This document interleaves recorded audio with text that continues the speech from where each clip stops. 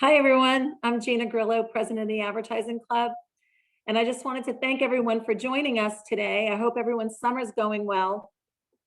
A few upcoming events. We're trying to keep everybody connected during these summer months. On July 20th, we have a conversation with Persky talking about millennials and Gen X and how brands can connect with those consumers in a post-pandemic world. So that will be really interesting. On July 21st, we're partnering with Cassandra and Engine to bring a conversation, a very high-level conversation with executives to talk about the future of work. And I think that that has application for everybody, everybody that is an employee, everybody that's a leader, really come and hear those insights that we are gathering from these top leaders. And then on July 29th, the Advertising Club is celebrating all of our members in our 125th anniversary. And so we hope that you can join us. It will be a live event.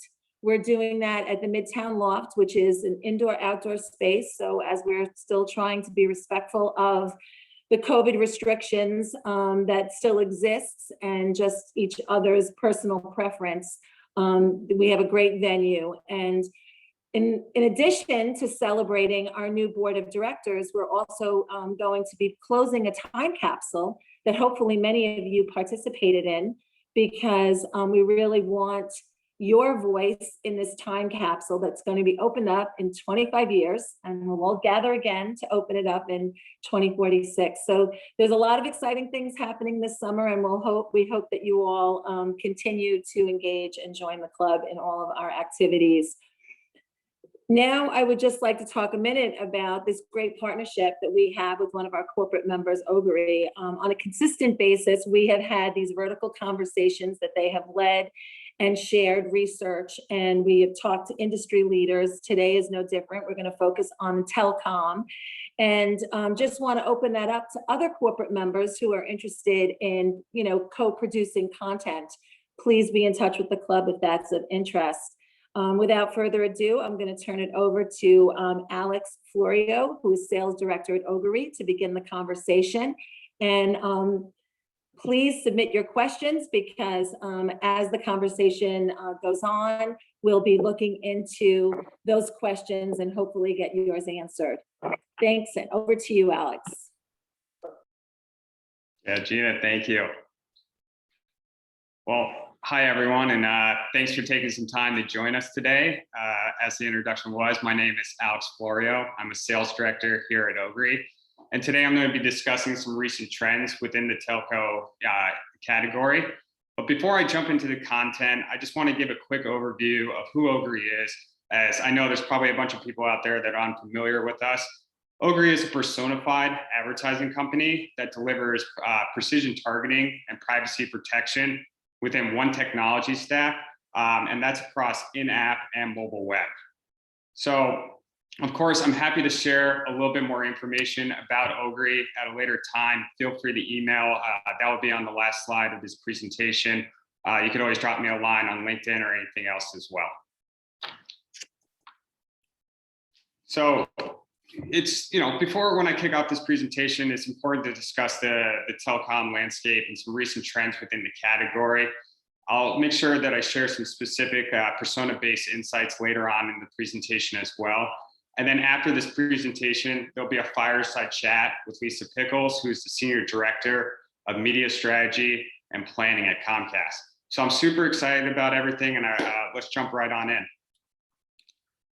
So starting with the telecom landscape and trends, I'm sure you've seen the commercials, probably the different ads. The headlines are everywhere. 5G is driving transformations across the telco industry. Expansion is going to continue in the second half, and so will the innovations. What I find particularly impressive about the 5G rollout is just the speed of the adoption. There's been, a large increase in reliance on our mobile devices. If you're like me, your cell phone's within arm's reach. I'm sure all of you probably are the same. You might be even on your cell phone right now watching this presentation. It's interesting that Ericsson projects that 5G mobile subscriptions will actually exceed 580 million by the end of 2021. That's a massive number if you really think about it. And that's driven by an estimated 1 million new 5G mobile subscriptions every single day. This forecast confirms that 5G will actually be the fastest adopted mobile subscription, and it's expected to surpass 1 billion subscriptions 2 years ahead of the 4G timeline for the same milestone. It's clear why people are adopting 5G so quickly. With 5G comes faster download speeds, better latency. You don't have that issue with connection density, meaning that more devices could be simultaneously using the same network, and there's more reliability. I'm sure all of you have probably been at a concert or maybe at a Ranger hockey game trying to upload content and it doesn't do it when you're in the stadium. With 5G, that's not going to be a problem anymore. And the benefit of 5G supports another a trend occurring this year, and I bet many of you are participating in that trend as I speak. That's a continuation of remote work and introducing this hybrid work schedule. As you can see, I'm in the Ogury office, but we do have a very flexible schedule and we're able to work from home as well. So my Wi-Fi at home is extremely important. And these changes have massive impacts to the telecom industry that we're adjusting to the virtual and physical communication world. In fact, Gartner's survey revealed that 74% of companies plan to permanently shift to remote work post-pandemic. So that's very crucial for working remotely. As I mentioned, stable Wi-Fi is probably one of the most important things that all of us need. Over a third of people say that a weak internet connection has prevented them from doing their work, and 43% of people have used their phone as a hotspot to get work done. Strong and reliable connectivity is crucial for the future of the way that we're all going to work together. So it's so critical for our new work routines. I actually found a lot of these statistics here interesting. Nielsen reported that 65% of people work from home. When they're working from home, they either watch TV or stream content during their actual breaks. And 50% of people say they just watch TV while they're working. So the quality and reliability of your connections is super important, and consumers realize this, and so do the advertisers alike. And these new trends, ad spending in the US for the telco industry is expecting to reach $17.2 billion, which has a year-over-year increase of 23%. That's just absolutely massive. Consumer spend and ad spend is on the rise. It's important for advertisers to really understand their audience and gain insights into those different lifestyle behaviors. So that really brings me on to the next piece, is understanding those lifestyle behaviors. What are they? How are they changed? And with Ogury, we're able to really dive into those a little bit deeper. So before I do that, I need to give you a quick insight on how we pull that. And we have Ogury's Active Insights and our custom persona study. Active Insights is a data modeling visualization solution, which brings Ogury's unique data to life.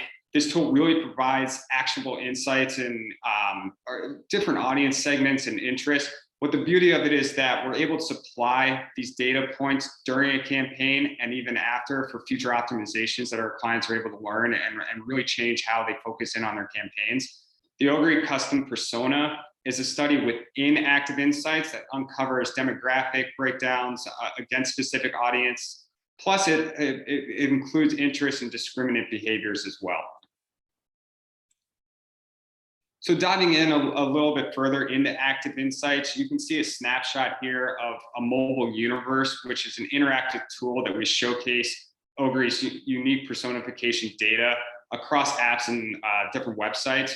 So the screenshot here represents the sites and apps that share the most similar audience to Xfinity. You can see that the audience has similar engagement points. So one that stands out right now is Verizon. That means that these people could potentially be switchers, but they're also streamers. Security is top of mind. They're techie, and obviously they're really interested in the entertainment. I'm sure you're like me, your streaming content has just gone on. you crush Mayor of Easttown in a day. There's a bunch of different shows that you're probably watching through your different streaming services. So this gives us a really nice view of who the Xfinity audience is and some other categories they're interested in. So there is another audience that I would really like to highlight as well, and that's the sports streamer. So based on our custom persona, which is what I talked about a little bit earlier, that dives into those audience insights within Ogury's Active Insights platform, you can really get to know who is that sports streamer. This is an audience that skews more male at 73%, and 43% of that audience is between the ages of 25 to 44. In terms of interest outside of sports, they're 4.5 times more likely in travel than the general population. They're also about 2.6 times more interested in personal investing and 1.4 times more interested in home security. Keywords that represent this persona interest includes wine, news, summer, just to name a few. So we're really uncovering a lot of unique insights about that sports streamer, because you could think it's pretty general, but we're able to dive into it a little bit further. And knowing these attributes is really, really important to marketers with their advertising campaigns, as well as their branding strategies. So for example, if you're a telco marketer wanting to reach a sports streamer, how are you actually going to be able to do that? Using Ogury's insights and what I gave you about the demographic information and what they're over-indexing in, you're able to customize your messaging to a potential switcher. And maybe you want to change your creative to include a chance for an all-inclusive vacation because air travel is a really hot topic.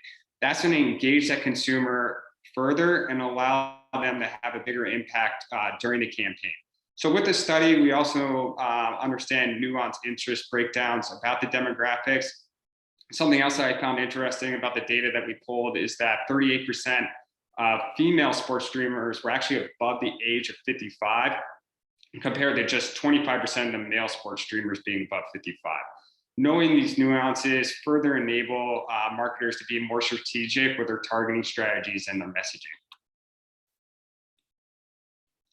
So I hope you found that interesting, and we're diving into sports a little later when I speak with Lisa about Comcast and their Olympic strategy. But I also want to share some other personas that I've been getting a lot of questions about from our other telco partners. And that's nurses, teachers, and people in the military. These are three really key and extremely important targets and personas that we've obviously heard a lot about in the past year and a half. So we pulled some data and some fast facts about them. 64% of nurses are female, and 31% of them are between the ages of 25 to 34 years old. They're 5.2 times more interested in health and fitness, and 2.5 times more interested on online casino and betting games than the general population. That's more around the gaming piece than like the FanDuels and DraftKings of the world, just so that's clear. And some keywords that represent this persona discrimination interests include study, match, and puzzle. So really interesting insights about who that nurse audience is. Looking at the teacher persona, we know that 58% are female, 62 are above the age of 35 years old. They're also interested in educating themselves. So this group being 14 times more interested in adult education than the general population. And they are 4.3 times more interested in board games and card games, including solitaire. So some of the keywords that represent the persona discriminant interests include virtual, quiz, and other keywords of that nature. Finally, military persona. From this study, we learned that 69% of males and 37% of those males are below the age of 34.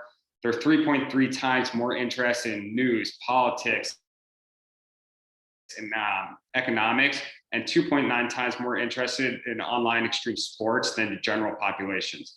Keywords here are around navigation, news, and physical was another one that really started the trend and pop up. So what can you do with this information? I know it sounded like a lot, and there's a lot of different data points, but if you're a telco brand that's really interested in these personas, there's a lot you can do. starting with the demographic inputs, we want to break down different age groups and understand where the highest percentages are. We can create a custom app inside targeting matrix, which is what we showed you a little bit earlier with the Xfinity app, and knowing that, hey, there's Verizon, people might be switchers, so we want to make sure that's included in a targeting matrix. And then we want to include the relevant keywords. So you can see here kind of in the middle right of your screen, if you're looking at a nurse, for example, nurse, medical, study, puzzle, those are from our data. We know our keywords that really match, along with that curated list of different apps and sites like WebMD, the Cash App, Medscape. So those are really important. And because you know the interests and behaviors of your personas and what we supplied, you can get extremely granular with your targeting setup, so your brand messaging is on point and it ensures that your message is going to resonate. There's so much more I could share though, and I'm really excited to get to my chat with Lisa. So let me just quickly summarize what we spoke about. The adoption of 5G is going to continue to support the future remote work. Telco provides a huge role in this future, and so do our mobile devices. Secondly, consumer spend and ad spend will increase this year. So marketers have a thorough understanding of their evolving interests and behaviors. And then finally, brands need to implement strategic activations based on these nuanced behaviors. With the way that everything's been changing, it's really important that you lock in those key audiences and truly understand who they are. And we're going to chat, with Lisa a little bit more about what they're doing and how to approach this. So I just want to say thank you again for everyone who was able to join. My email's here, so if you have any questions about Ogury, Telco, or just want to chat about the industry, please drop me a line. I'm now going to unshare my screen and welcome Lisa.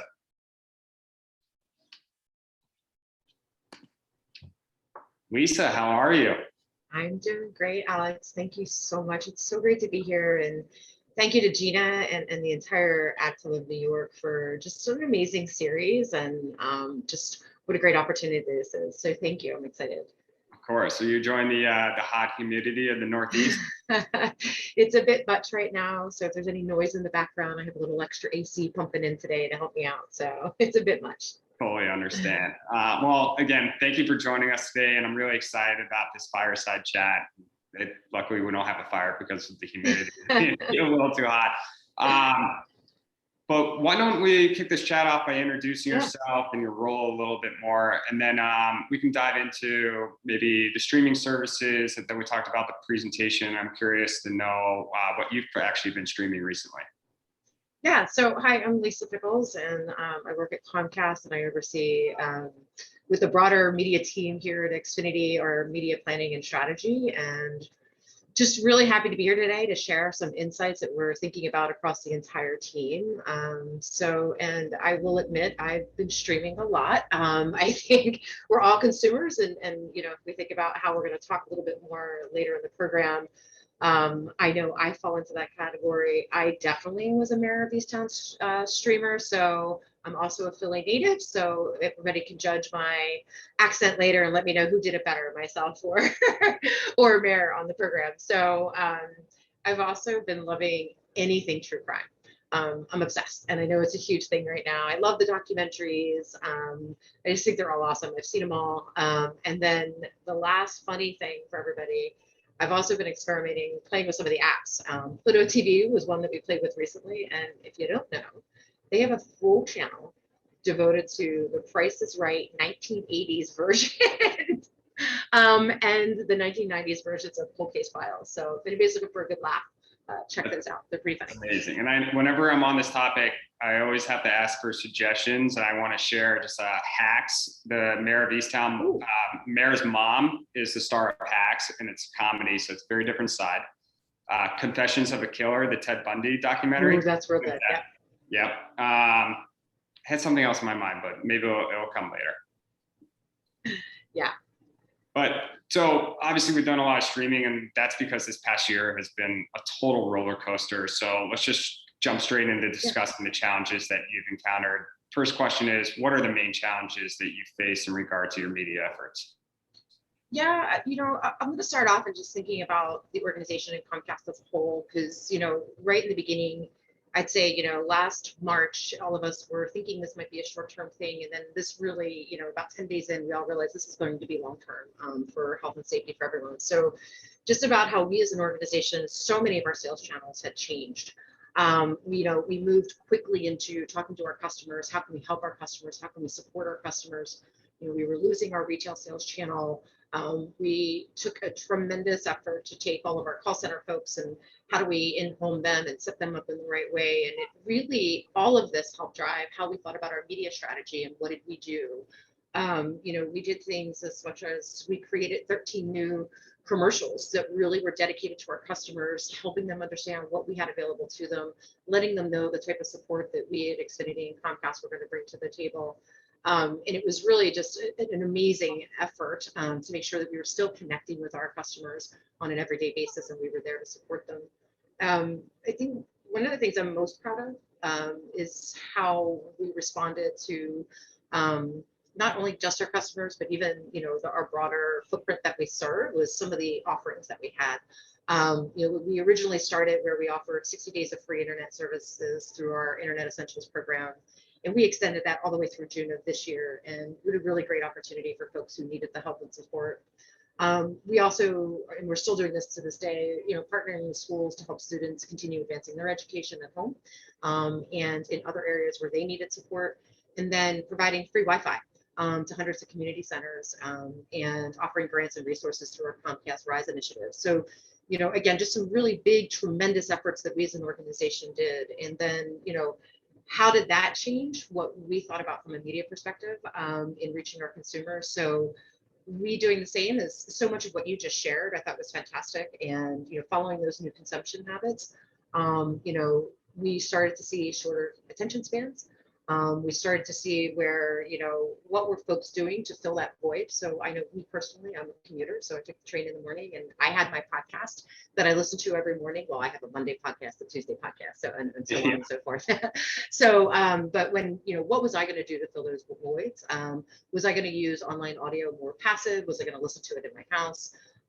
We also found, think about way back when, a year and a half ago, how many of us were doing TikTok and challenges and dances and downloaded the app. And, just that is a trend that, emerged faster and accelerated faster during this time frame. So that part was pretty great. And how do we as a media group take advantage of that? And, and sticking with that social platform, we also start to see a lot of trends as far as, how folks were using a platform like a Twitch. Most of us assume Twitch is that Overwatch. And what we started to see was Overwatch for cooking. Everybody making their soda bread, everybody experimenting with new recipes, Overwatch of chess and Overwatch of all sorts of things that maybe we wouldn't have assumed prior to the pandemic, and just watching those trends as well. One stat, and I took a note here, I wrote this down, I love what you shared. 50% of people are watching TV while working. And a great example that I thought of as you were talking about that was a huge campaign that we did during NCAA March Madness. And Watch Me Watch Basketball. So it was a really great way for us to continue to evolve our strategy with everything that was going on in the marketplace, and just, really capitalizing on, we know you have your computer up, but we also know you have a second screen and you're probably watching TV of some sort.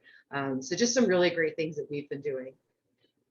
Yeah, definitely. And it's funny that you mentioned the bread piece too, because out of all the shortages, I was shocked that like yeast and being able to make bread was one of those at a time. Absolutely.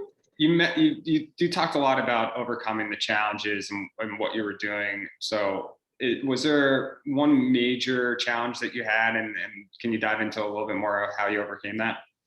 Yeah, absolutely. I think it was assessing what we had in the marketplace. So if I think just from a media perspective, assessing what did we have in the marketplace, what did we need to change, and how is that going to impact, everything that we were doing from an awareness versus an acquisition type strategy. For us, we really focused on an awareness type strategy, during, as we started into this pandemic and everything that was going on. We did, have to certainly, reach into our plan Bs and all of our contingency plans to understand, with the loss of sports, with the loss of live award shows and things like that, how are we going to continue to talk to our audience and connect with our customers and our consumers in general? So, for us, that was a lot of quick pivoting. And, for me personally, you kind of set this up in the beginning. I also help oversee the strategy for our Olympics media planning here at Comcast. And, March 24th is a day I will never forget, when the Olympics were officially postponed for last year and moved over into this year. And so, just so much pivoting, so much understanding, and how are we going to change and be agile and flexible. And so that was really huge for us. And we definitely had to lean on a lot of our partners to help us accomplish that. Definitely. And so speaking of partners, how have you learned or how have you leaned into your agency and your ad tech partners for support recently? Yeah, so I'll start with our agency, and huge kudos to them. They've been an amazing partner. So we are with Spark Foundry, part of the Publicis Group, and honestly, they've been critical to everything we've been doing over the past 18 months. We often forget that they're going through the same challenges that we're going through, working from home, dealing with family, dealing with the new situations and the new backgrounds and the new backdrops that we all have to manage through. And our agency was so helpful. They were quick. They, really reached out to help us understand what's happening in the marketplace, help us navigate the new supply demands that were going on. How was that impacting what we think from a competitive standpoint? They were helping us understand each of the different channels, what was going on, because everything was very different depending upon the channel we were looking at. How did we think about out of home, cinema, all of these other things that we were doing as a media group. And then also helping us predict what was going to happen and how do we maintain our effectiveness and how do we maintain, our breakthrough of what we're doing in the marketplace. So our agency was huge, and just, a big thank you to them and the people they have there, because they were a huge player and a huge partner in how we navigated the past 18 months. Our tech partners. So, I have a couple great examples of how we leaned into our tech partners. I think one fun example, and we'll probably touch on this a little bit later as well, but thinking about leaning into Google as an example. So we've been exploring new strategies of go-to-market, and how do we think about other things that we do from a buying standpoint, and what are we going to do in-house versus how do we think about the role of the agency. And Google was a really great partner. We leaned into them heavy over the past 18 months as well, to focus on how can they help us resource, how can they help us do transitions, how can they help us think about our volume and maintain our effectiveness and efficiency in the marketplace, and think about organizational readiness as we needed to be agile, flexible throughout this whole process. Another really great example of leaning into a partnership was Double Verify. They've been a really great partner with us, and they've started to bring us in early in the development stage of products and things that they're creating. And, something that we've all experienced over the past 18 months was really thinking hard about our brand safety and what's important to our brand safety. And new keywords, new fraud, new bots, new things have been popping up, and they've been a really great partner. We've really leaned into them. And, we have a great example where there was a group of us who sat on the phone with them for almost 2 hours and viewed content, and we're thinking about how do we classify this and how do we continue to protect ourselves. So, just a really great examples of how our ad tech partners have been strong and supportive throughout this process. Fantastic. Is there any additional support that you could benefit from? Is there something, else that you might need or be looking for? Yeah, as I think about it, we as an organization are looking for very strategic partnerships. I think as we start to, today, sometimes we might have very transactional relationships. And I think for us, moving into a more strategic relationship, that example I just utilized with Double Verify, as far as bringing us into the process early, letting us give impact when products are being created and new services are being created, and really having the advertiser in mind. I think that's really that would be a huge step forward that I think we as an industry could all benefit from. Fantastic. So we all know that media consumption has really grown, and we just talked about with streaming and all that. Have you changed where you invested your media budgets with the evolution of how consumers consuming media? Yeah, I would say from a changing standpoint, I think for us, we've been really trying to understand how do we think digitally first. Really important, and that really highlights in what you just shared with us a little bit earlier on in the presentation today. How do we think about a holistic video approach? So, I'll focus on the video approach for a moment because that's a lot of how we've been thinking differently as a total media organization. And how do we get that more holistic view of the consumer? How do we make that experience better as well? We've been really focused on, yes, linear plus the streaming services plus everything else that we can do in an online video space, extending our reach, looking for that unduplicated reach, which is something we can talk about more too as well. But again, finding to be more effective, more efficient, driving better engagement, and things like that. So, but that's a little bit of how we're changing our media strategy moving forward with everything that's going on. One last example, I think, is online audio.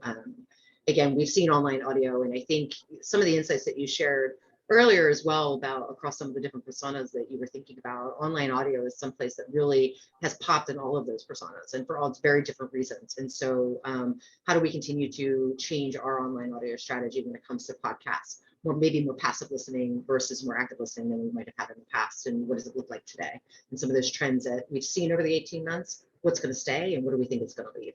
Yeah, and as you adopted different channels, has the way that you target and those practices or the audiences changed at all?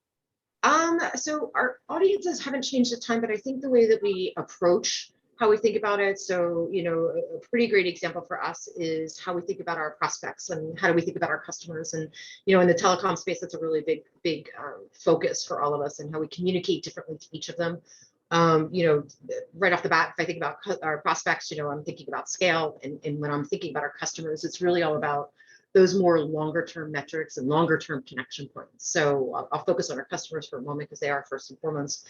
Is, for us, it's targeting on more of that one-to-one comms, more of that life cycle. So we've been, really focused on that. How do we provide more investment behind that? How do we provide more targeting behind it?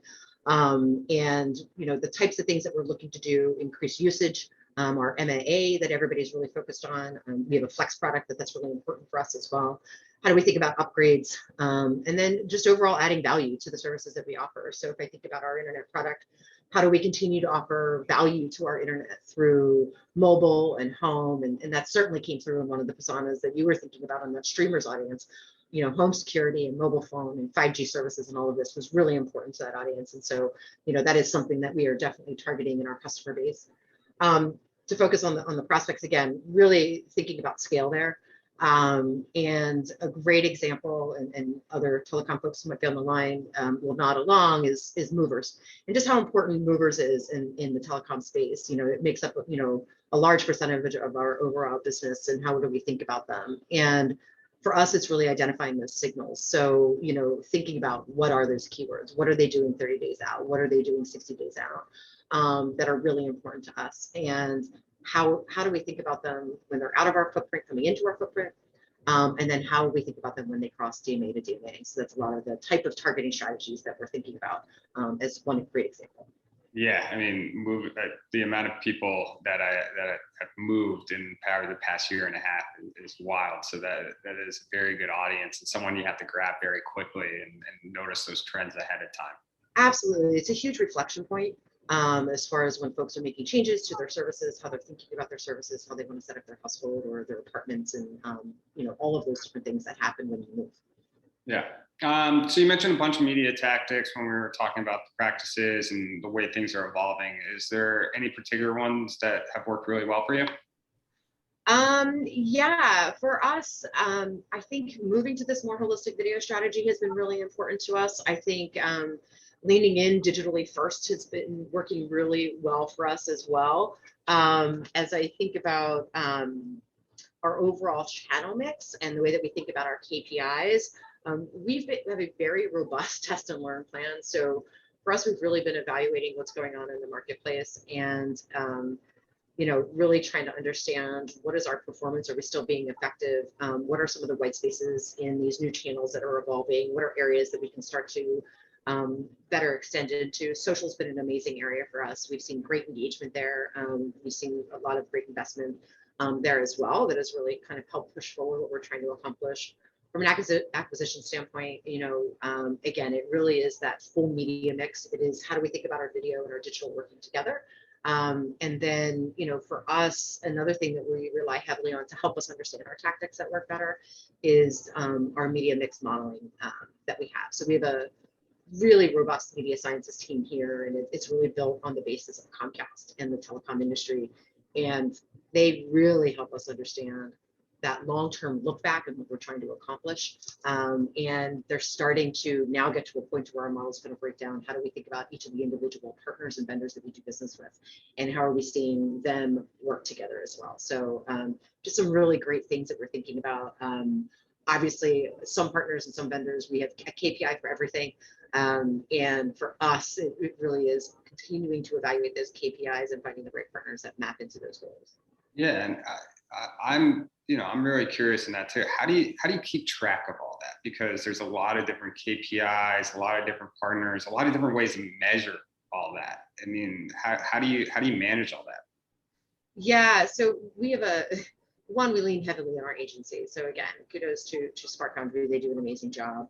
And then internally, we have a lot of different teams that are really focused on this. So, working with our media sciences team has been fantastic. They've really helped us bring new insights to life, bring insights to life faster than, let's say, like a 6-month look back model. They're very dynamic in how they work with us.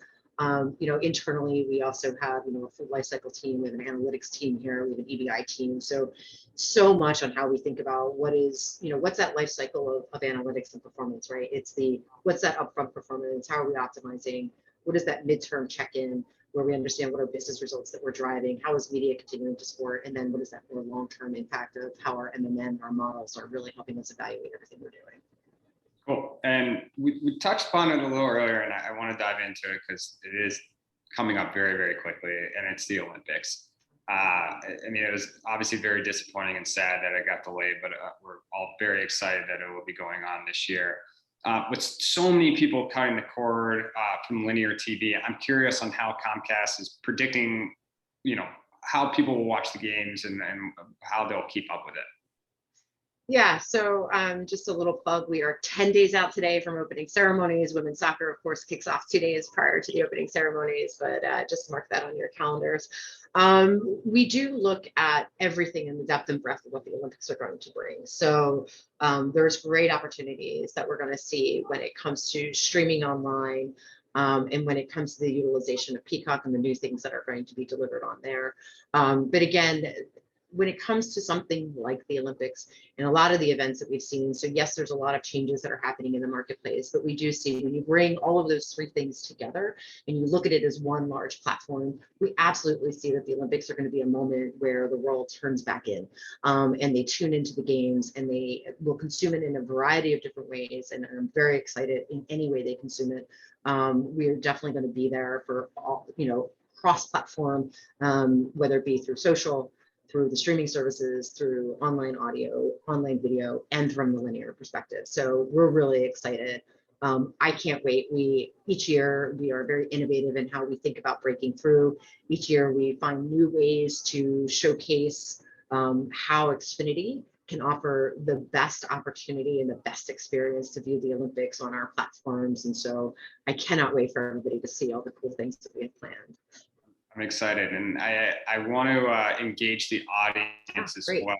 So we can launch a poll, and I think we're going to get some help there. But so one of the poll questions is that how do you plan to watch the Tokyo Olympic Games? So you can see that's the first question there, and then the second question is, what do you care most when it comes to selecting a wireless carrier? I know that's not on the Olympic topic, but they're both right there. So we'd love for you all to answer those questions. And then once you do, we'll be able to see the results and see what you all said. So I think I can actually answer a question as well, which is fun. Let's see here, I'm going through and, all right, I just submitted my answers. So once everybody has those up, we'll be able to see the polling questions. While we wait for those answers to come in, Lisa, let's jump to one other topic. And I know the programmatic space, Comcast is taking some of that in-house. And I just want to know how you've worked with your agency teams and how that transition has been going. Yeah, so I'll start off by saying we've taken a very long road, and I think it's it's meaningful and it's mindful, and it's definitely delivered on how we've done this. For us, it's been a very long and large discovery process, and we really focused on evaluating what we were seeing across the industry. We all read the articles, we all see what's going on with our friends working across the industry on what things that have worked, things that have not worked, what's been successful and what hasn't been successful. And so for us, input from our tech partners and from our agency were paramount, and we're very critical to how we thought about ourselves and our own organizational readiness to get there. We've been on a 3-year journey. Some might say we've been on a 10-year journey, depending on how long you've been at Comcast. But as far as this implementation phase, for us, it's an 18-month journey that we are walking through. Our agencies played a huge role in this. We have a hybrid model that we are going through, and we've really built that hybrid model from the ground up. We personalized it for us as we went through understanding our organizational readiness. We've really built this model. The agency plays a big role in that. They work with us every step of the way. They're a part of the strategy on how we bring this to life, because again, we are concerned about all media channels and how does programmatic play a role within our overall media strategy and our overall media planning. We were also very focused on goals. And we had 3 main goals that we were really looking to accomplish with this. One being data ownership, something all of us are going through right now, I think, in future-proofing our data strategy and how do we manage our data privacy. 2 is transparency across the board. We have a great relationship with our agency, but actually owning that data, owning the seats, having the hands on keyboard, really great, brings us great transparency. We are a very complex organization, and for us to be successful, we needed to have that transparency across all the different stakeholders and the complexity that we bring to the table. Buying and media strategies and media efficiencies, obviously always a goal when you look to bring programmatic in-house. What does that speed to market look like? What are some improvements we can make, and things like that. The last thing I'll say, this helps us bring consistency across our broader organization as well, which is really important to us. So it's been a great path. We have an amazing team that we've brought in-house that's focused on it. They're doing a great job. Fingers crossed, we've seen some really great improvements, some great success. And again, like I said, our agency partners been really great. And one of the examples we talked about in the beginning of our chat was around Google and how they really helped support us through this as well, with readiness and resources as well. So we've definitely leaned into them in a heavy way.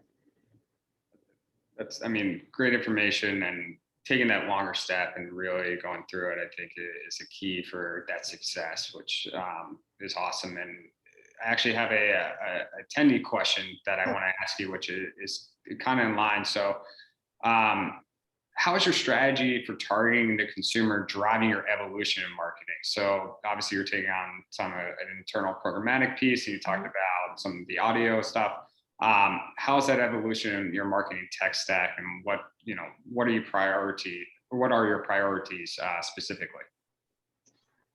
So let me think about this for a second. So for us, as far as how we're evolving, obviously owning so much of what we're doing is really important to us. Being in the driver's seat of creating our tech stack and understanding along the way is really important to us. We do think having that transparency is really going to continue to drive new buying strategies, new media efficiencies and effectiveness across the board. But from a targeting standpoint, we're very connected into our first party data and how do we utilize our first party data and what can that offer us to continue to touch our customers in the right way. Part of understanding what is that dynamic element on how we deliver the right message at the right moment, following the right signal. So it's a little bit about how we're evolving. Great. So I think we have enough time given enough time to see the results. Before we do that, I'm curious, do you have a guess on how people are going to be watching the Olympics? If linear, CTV, streaming? So I think I don't know, it's going to be no surprise. I personally click linear, not afraid to say it out loud, but I'm thinking CTV and streaming. Okay. I think linear is going to edge it out a little bit. Hey, that's great. Okay. That's fantastic. Let's see if we could see those results and where they popped up. All right, traditional. Yeah, linear in a big way. Yeah, 48%. Look at that. Then Wonderful. followed by live CTV at 25, live on my mobile device 8%, and I'll watch the highlights later at 19. Well, that's fantastic. I'm really pleased and pleasantly surprised to see the traditional TV. I think, the way that we've tackled this and the way that we see people, there is an opportunity on how do we think about events and liveness and what can that bring and people still tuning in versus what do I want to watch, library type setting or on a demand type setting. So just really excited to see that. Great. Very cool. Yeah, and the next piece, which kind of plays into it a little bit, is like what do you care most about when it comes to your selecting your wireless carrier? Looking at the Comcast / Xfinities of the world and Verizons that offer cell phone service, that have Wi-Fi, that also do TV. Like, I personally selected plan flexibility because when I was looking into like cutting the cord, for example, I was trying to figure out like how do I effectively do that while keeping all the, like, the bundle packages together. And it just seemed difficult to do because there's so many different streaming services out there nowadays too. Yeah, no, absolutely. It can get confusing. We definitely look at competitor offers and I do see a little bit about what Verizon's doing, what T-Mobile's doing. But, from an Xfinity mobile perspective, for us, we really are adding so much value to what you currently have with your internet product. We do offer great flexibility, the opportunity to choose how you want to do business with us. Do you want to do by the gig? Do you want to do unlimited? I don't forget the scores. I was so blown away by the linear on the Olympics. I don't remember where the final score came out, but if I think about bringing great value for the money, when you do business with us, we are 100% competitive. We do bring savings. We have marketing out there right now that says we bring $400 savings a year, which is marketable savings to anyone who's trying to bundle and bring products together and to get enormous value. We do that on the mobile side of the house. And again, just that great flexibility. So I do think we have a product that really brings those two things together that most people are really interested in. I do want to, one shout out to the mobile as well is not only do you want the flexibility, not only do you want the great value, but you want to do business with somebody that's easy. And for us, just a month ago, 2 years in a row now, we've gotten #1 ranking in customer satisfaction. And so I think bringing all of those things together is one way that, a product like Xfinity Mobile can really break through some of what folks are experiencing right now.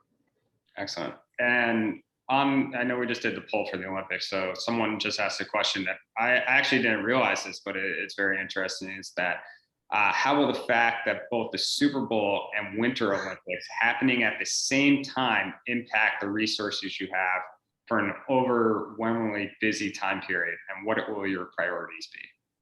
So I am super excited this is happening. I think our friends over at NBC are really excited that this is happening. I think a few years back, we had the Super Bowl kicking off the Winter Games. That was how we thought about Pyeongchang. And so having it occur actually in the middle of it, I think we're going to be just fine. For us, the Olympics is a movement. It's a spirit.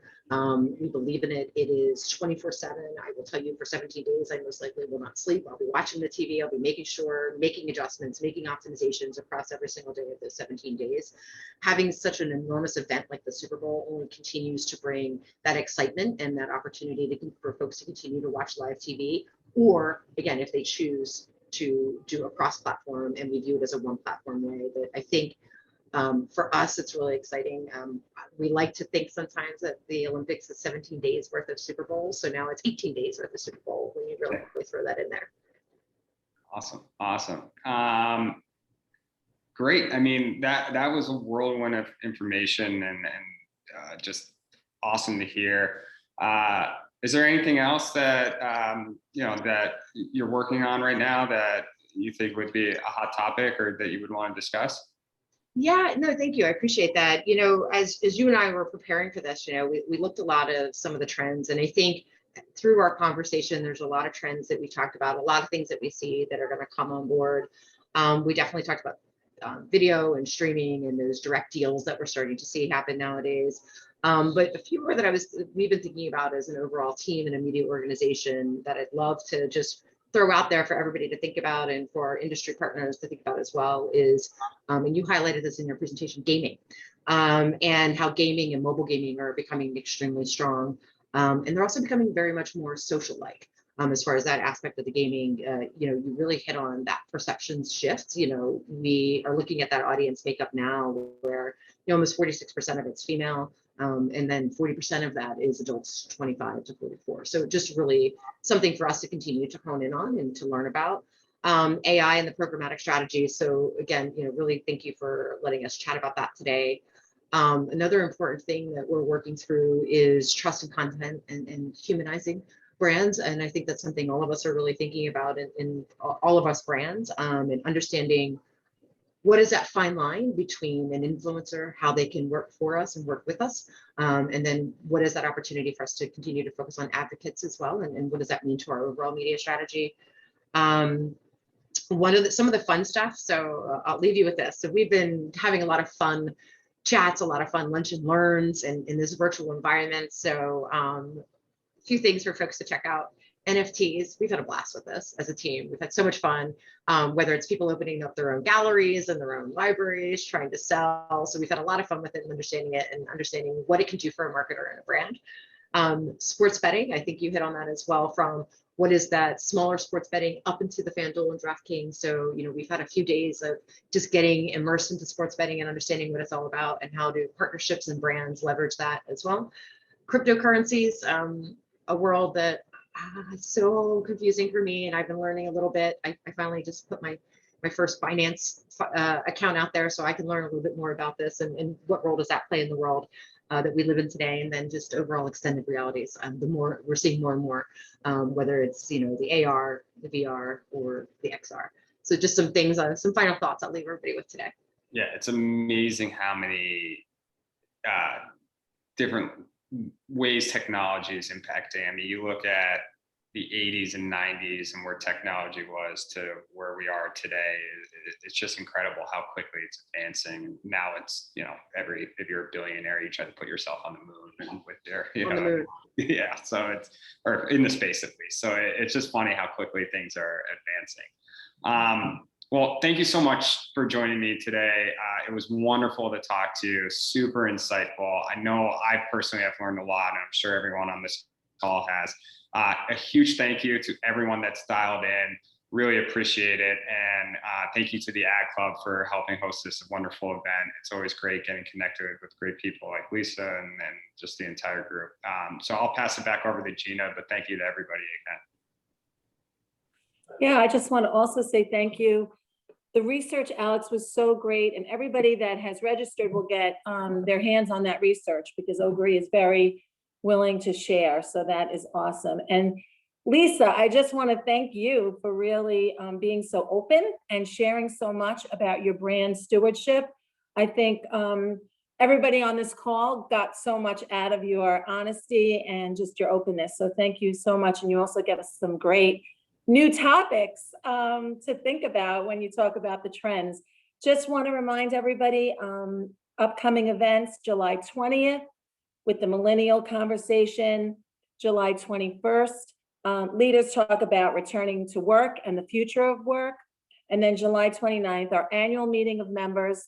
Come with us and celebrate our 125th anniversary. We'd love to, see you all in person again. And all of this information in detail lives on the website. Have a great day, everybody. And thank you both, Alex and Lisa. Great conversation. Thank you.